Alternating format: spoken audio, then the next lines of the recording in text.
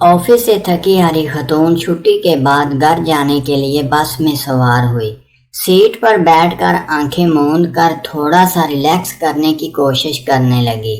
ابھی بس چلی ہی تھی کہ اگلی قطار میں بیٹھے ایک صاحب نے اپنا موبائل نکالا اور اونچی آواز میں گفتگو شروع کر دی۔ ان کی گفتگو کچھ اس طرح سے تھی: جان، میں غفور بول رہا ہوں، بس میں بیٹھ گیا ہوں اور گھر ہی آ رہا ہوں۔ ہاں، مجھے پتا ہے کہ 7 بج رہے ہیں، 5 نہیں، بس ذرا آفس میں کام زیادہ تھا، اسی وجہ سے دیر ہو گئی۔ نہیں جان، میں شبنم کے ساتھ بالکل نہیں تھا، میں تو باس کے ساتھ میٹنگ میں تھا۔ نہیں جان، صرف تم ہی میری زندگی ہو، تم ہی میری خواہش ہو۔ ہاں قسم سے۔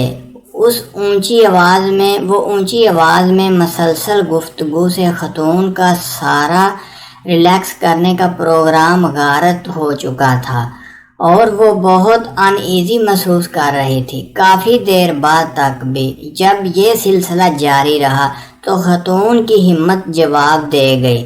وہ اٹھی اور فون کے پاس جا کر زور سے بولے: غفور ڈارلنگ، فون بند کرو، بہت ہو چکا ہے، اس پاگل عورت کو کتنی صفائیاں دو گے؟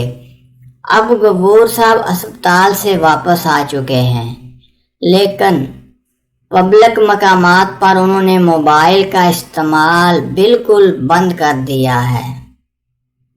اگر آپ کو ویڈیو اچھی لگے تو پلیز چینل کو سبسکرائب ضرور کر دیجیے۔